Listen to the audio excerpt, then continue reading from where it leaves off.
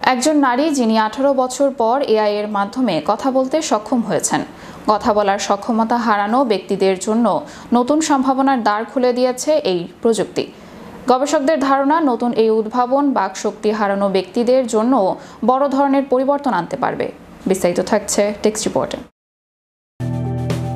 একজন নারী যিনি 18 বছর পর এআই এর মাধ্যমে কথা বলতে সক্ষম হয়েছেন। কথা বলার সক্ষমতা হারানো ব্যক্তিদের জন্য নতুন সম্ভাবনার দ্বার খুলে দিয়েছে এই এআই প্রযুক্তি। গবেষকদের ধারণা, নতুন এই উদ্ভাবন বাকশক্তি হারানো ব্যক্তিদের জন্য বড় ধরনের পরিবর্তন আনতে পারবে।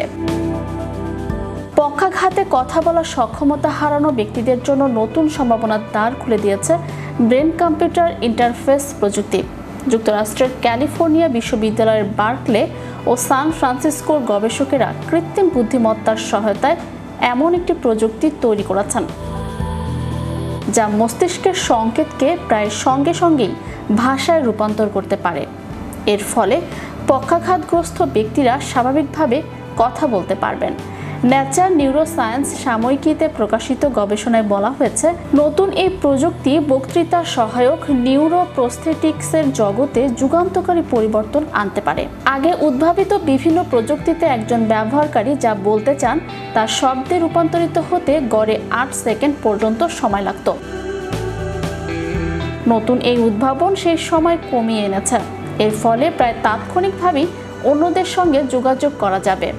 গবেষকরা জানান, এই প্রযুক্তির কার্যপ্রণালী অনেকটাই স্মার্ট ভয়েস অ্যাসিস্ট্যান্ট অ্যালেক্সা বা সিরির মতো। এটি দ্রুত ভাষা বিশ্লেষণ করে স্বাভাবিক ভয়েস স্ট্রিমিং নিশ্চিত করতে পারে। এর ফলে পক্ষাঘাতগ্রস্ত ব্যক্তিরা কথোপকথনের স্বাভাবিক প্রবাহ বজায় রেখে যোগাযোগ করতে পারবেন। এ বিষয়ে গবেষক দলের প্রধান চেওল জুন চো বলেন, নতুন এই নিউরোপ্রস্থেটিক্স প্রযুক্তি মস্তিষ্কের মোটর কর্টেক্স থেকে নিউরাল সংকেত সংগ্রহ করে, যা মানুষের বক্তৃতা নিয়ন্ত্রণ করে। এরপর কৃত্রিম বুদ্ধিমত্তার সহায়তায় সেই সংকেতগুলোকে ভাষায় রূপান্তর করা হয়।